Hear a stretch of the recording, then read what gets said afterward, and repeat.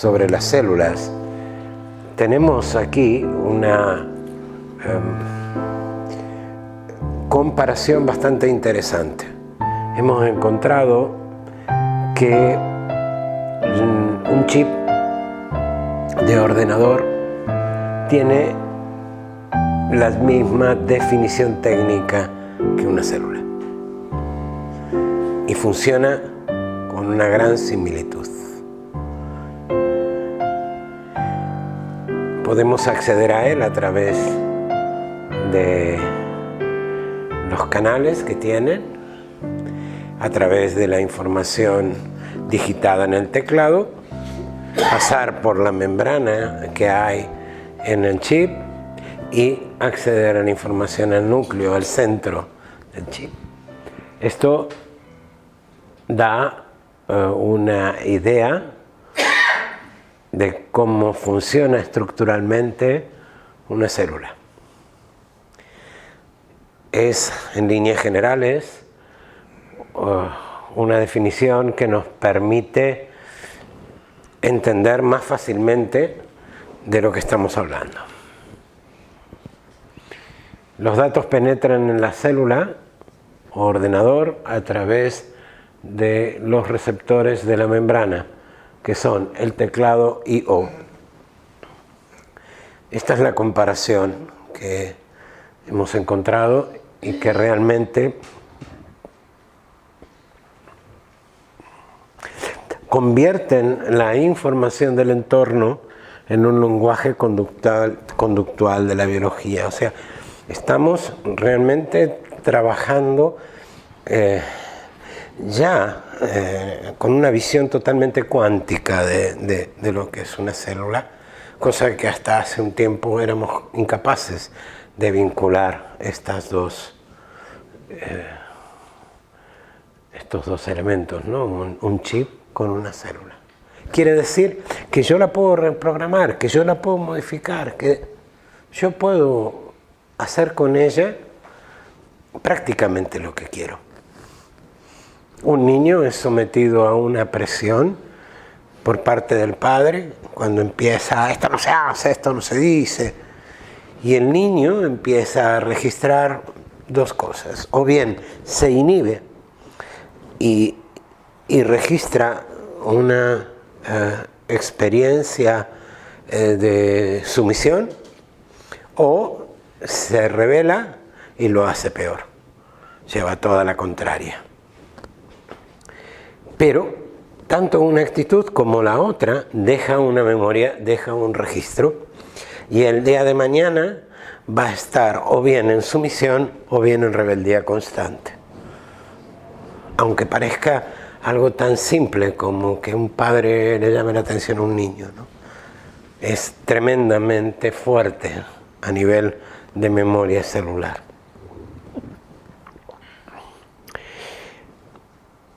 Nos encontramos ante un nuevo paradigma, una nueva forma de entender y ver la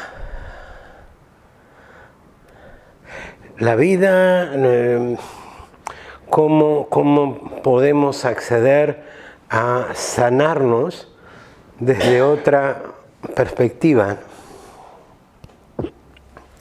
Insisto que solo tomando conciencia de lo que está pasando en nosotros, empieza a operar la sanación. Hace falta seguir una serie de pautas y trabajar con una serie de herramientas. Una de ellas importante, como dije esta mañana, es la respiración, es el ser consciente de cuando un pensamiento lo tenemos que dejar marchar, o cuando un pensamiento podemos trabajar sobre él. Y esto se trabaja a partir de una práctica de meditación terapéutica que nos permite ver y entender hacia dónde tenemos que dirigir nuestro trabajo. Hay algo que he de repetir y remarcar muchas veces. el simple hecho de tomar conciencia de cuál es el detonante que está provocando en mí determinado tipo de situación, cuando lo veo, ya empieza a perder fuerza. Si encima soy capaz de meditarlo y ponerlo en el lugar que corresponde y tomar la decisión, sigo como soy, o ahora que sé que esto me pasa lo puedo cambiar, eso ya me permite dar un salto importante a la hora de la sanación. ¿Qué experimentaste el otro día cuando de repente lo ves, tomas conciencia, ves de dónde viene y dices, uff, lo dejó marchar? Si bien hubo ayuda posterior, pero la toma de conciencia es lo que abre la puerta para que se marche el problema con el que nos enfrentamos. Y seguro que si observas, la comunicación a partir de la toma de conciencia, la comunicación con los demás ha cambiado. No sé si te das cuenta que no tienes ningún tipo de freno a la hora de comunicar. Lo hablo de diferente manera. Por lo menos lo que siento. Es ahí donde opera el cambio, en la toma de conciencia. Podemos intentar darle vueltas, pensar y buscar el porqué y el cómo, pero cuando empezamos a trabajar sobre una materia y le empezamos a dar vuelta del porqué y el cómo y le repetimos tantas veces, en lugar de debilitarla y dejar que se marche, lo que empieza a hacer es fijar más en la memoria celular ese tema. No nos desprendemos con facilidad de él. Entonces, en biodescodificación lo que hacemos es observar, traerlo al consciente, sanarlo con herramientas como el Ho'oponopono y dejarlo marchar. A veces exige un poco más que el hecho de traerlo al consciente, exige un trabajo, unas horas de aplicación, el estar abiertos a ese crecimiento, ¿no? Porque cada vez que nos enfrentamos a un registro o a una memoria celular que se encuentra en el subconsciente, tenemos que estar abiertos a crecer, porque si no lo dejamos.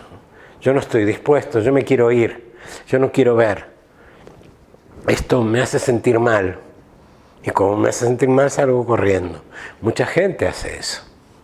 Somos muchos los que no somos capaces de hacer frente a un proceso que en primera instancia moviliza muchísimo. Por tanto, como terapeutas, tener en cuenta de que al paciente se le ha de contener, se ha de estar encima, se ha de proteger, no lo podemos dejar que haga un brote porque puede pasar muy mal, ¿no? Tenemos que estar conteniendo y guiándolo hacia esa toma de conciencia para que vaya liberando suavemente esas memorias. Hubo alguien que me dijo, yo me voy. Y yo me voy. Espero que lo comparta si quiere. Y ese alguien diga el por qué se quedó. Pero no porque yo le haya propuesto que se quedara, sino porque se quedó porque realmente entendió algo. El entender justamente es lo que te lleva a llevar esa información que está alojada en el subconsciente al consciente. ¿La entiendo? Al traerla, la miro y yo decido, ¿me quedo o no me quedo? Paso por este camino que es espinoso, pero al final del camino voy a estar mejor, o no paso por este camino, no me interesa, me encierro como una ostra y me voy. Es una posibilidad.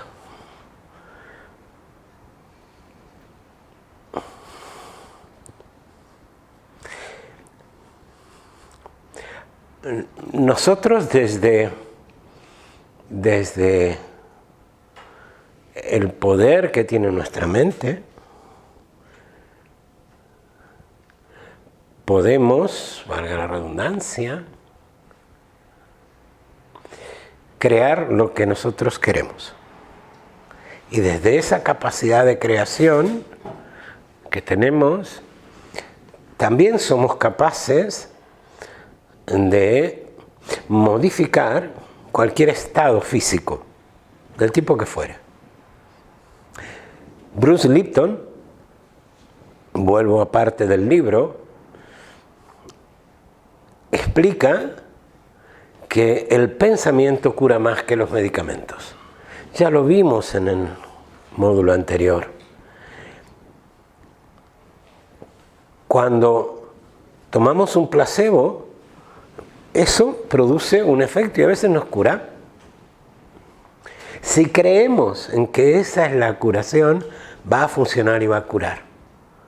Por tanto, si yo creo en mi capacidad de comunicarme conmigo, desde no víctima, sino desde amor incondicional conmigo, si creo en que soy capaz de hacer esta comunicación, con solo comunicarme pensando que voy a sanar, voy a sanar. Voy a sanar un grupo de células que no están en condiciones y las voy a limpiar.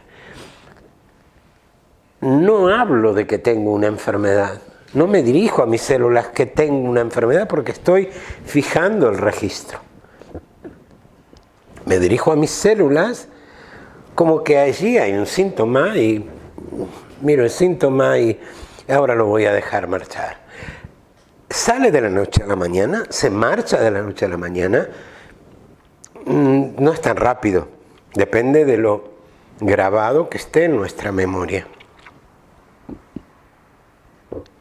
Pero sí, a medida que vamos trabajando y practicando, va perdiendo fuerza.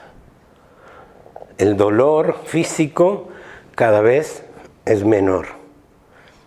De repente, una persona que sufre migrañas se pone a hacer ejercicios de respiración consciente, y al segundo día, tercero, desaparecieron las migrañas y no vuelven nunca más. Evidentemente hay un complemento en la respiración, hay una práctica, hay algo que nosotros llamamos técnicas de barrido, técnicas de limpieza. Alex ya nos explicará un poco más en materia de meditación a dónde podemos llegar y cómo podemos llegar a esto. Pero esa técnica de barrido, técnica de limpieza, requiere que yo crea en mi capacidad de sanación. Yo estoy cansado de escuchar a la gente que dice, me pongo en tus manos, sé que tú me vas a sanar. Estoy cansado. De verdad, la gente no entiende que no funciona así. No somos capaces de sanar porque sí. Sí existe el milagro, ¿eh? Sí existe y podemos hacer milagros. Todos podemos hacer milagros. Pero para que haya un milagro, para que opere el milagro, la persona receptora del mismo tiene que estar creyendo que se va a producir el milagro. Porque si no cree que se va a producir el milagro, no funciona. Por tanto, esa aparente pasividad que tiene el receptor del milagro, digo aparente, es porque en el momento en que cree que puede pasar, ya está activando su pensamiento de forma positiva. Si no hay una activación de pensamiento de forma positiva, no se va a producir el milagro. Y si yo no creo en que yo me pueda sanar, no me voy a sanar. Seguro que no me voy a sanar. Si yo sigo aferrado a la enfermedad, al dolor, a mi fatiga, a no sé qué, si yo sigo aferrado a esto, no voy a salir adelante. Por tanto, hemos de cambiar la comunicación con nosotros mismos. Hemos de entender que funciona como un chip de ordenador al que le meto una información y le cambio, le borro la información que tenía. Y lo podemos hacer. Requiere solamente creer en nuestra capacidad y trabajar. Y trabajar. Nadie va a venir a controlarte si trabajas más o trabajas menos. Es que no. Solamente tú eres capaz de amarte lo suficiente como para dedicarte más tiempo a ti que a otras cosas. Cuando a mí me dicen, no tengo tiempo de leer. Bueno, vale. Pero seguro que miras el noticiero, seguro que lees el periódico, seguro que lees La Vanguardia, seguro que estás al corriente de los últimos acontecimientos políticos, pero no tienes tiempo de leer un libro que te va a ayudar a abrir una información y a conocer una información que te va a permitir crecer. Que a lo mejor no va contigo, pero si no va contigo una vez que lo hayas leído, decir, no, mira, no me resuena nada del mismo. Pero al menos dale la oportunidad de leerlo hasta el final. Dejarlo ahí en una estantería no tiene sentido. Más bien es privarte de la posibilidad de crecer. Eso nos pasa a muchos. Hay otros que somos capaces de ponernos un libro debajo del brazo y por ósmosis recibir la información. Hay gente que yo he visto pasear libros de un lado para otro y al final del camino terminar contándote cosas que había en el libro. ¿Por qué? Porque cuando se les ocurre, abren y leen una página, y leen dos, y a lo mejor eso es suficiente como para que se le activen registros o memorias. No somos todos así. Ojalá pudiéramos meter un libro abajo del brazo y por ósmosis que nos quede la información.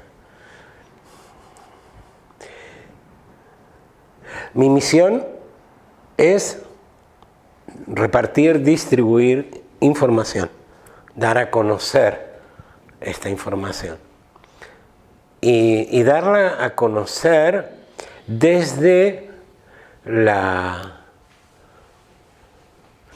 humildad que requiere en reconocer a su vez que no sé más que nadie, que no sé más que ustedes. Simplemente tengo una información, la vino desde una perspectiva diferente y la comparto. Nada más. No entro en el terreno de yo soy el maestro, yo soy el no sé qué. Simplemente entro en el vamos a compartir.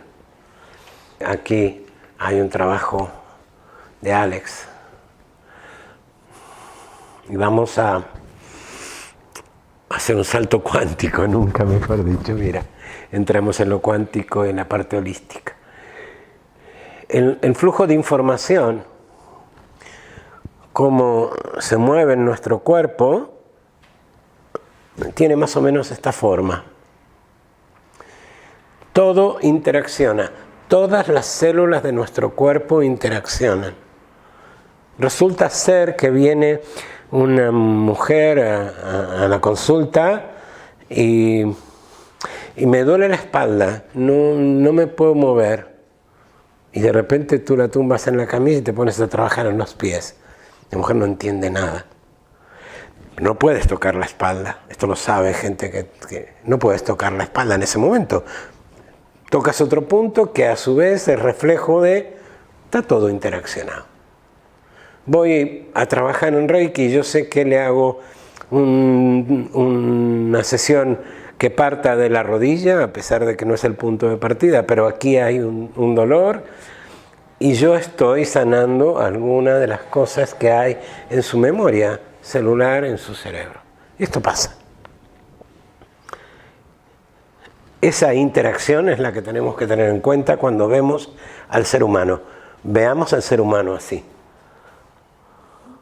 Veámoslo desde esa visión holística y a su vez desde una relación cuántica. Cualquiera de estos puntos puede ser la cabeza, los pies, el estómago. Y así podemos entender qué es lo que pasa si sanamos una célula o un grupo de células que hay en el codo. Sanamos el grupo de células que hay en el codo y el resto empieza a funcionar correctamente y de forma equilibrada. Desde la medicina tradicional nos tienen como bichos raros, a veces nos critican y pretenden que lo que hacemos es, a veces dicen que embaucamos a la gente, a veces dicen que metemos a la gente en terrenos que son peligrosos, a veces nos encontramos con que un terapeuta, con lo que hace de mover las energías, está provocando un efecto que pueda ser tremendamente nocivo. Hay de todo, nos hemos encontrado de todo. Entonces, he puesto que los terapeutas somos los chivos expiatorios de los farmacéuticos, de la farmacopea. Los laboratorios nos tienen como nosotros, como los malos de la película. Los médicos no aceptan una posible sanación si no se pasa dentro del sistema o si no se siguen los protocolos que a ellos les han inculcado o les han exigido desde las universidades patrocinadas por los laboratorios o los grandes laboratorios. Sabemos todos perfectamente cómo está el sistema médico en general, cómo están los médicos influenciados a la hora de recetar. Y yo no voy a decir que los médicos no sean importantes dentro de nuestras vidas. Sí son importantes. Son importantes para ayudarnos a diagnosticar, tienen herramientas extraordinarias, tienen conocimientos que nos permiten avanzar en un diagnóstico y comprender hacia dónde se puede ir. Pero cuando el médico empieza a dar medicamentos que no tienen en cuenta los efectos colaterales, o cree que los efectos colaterales son mínimos y que hay que atacar la afección de forma directa sin considerar lo que pasa alrededor, ahí es donde yo personalmente recomiendo que nos lo miremos. En principio se pueden consumir estos medicamentos, no nos van a dar unos medicamentos que nos maten. Lo que sí es cierto es que no podemos entrar en un medicamento que nos condicione y nos esclavice el resto de nuestra vida. Entramos en, tengo inflamada la muñeca, tomo un antiinflamatorio y dices, bueno, mira, pero no me puedo quedar con el antiinflamatorio, algo pasó aquí. ¿Y qué pasó? ¿Cómo lo puedo ver? ¿Cómo lo puedo trabajar? Desde ahí es desde donde hay que mirar a la medicina en general. Y los laboratorios en particular, tratar de no caer en el que nos atrapen con un medicamento y nos lleven de por vida con ese medicamento, porque somos un negocio para ellos en definitiva.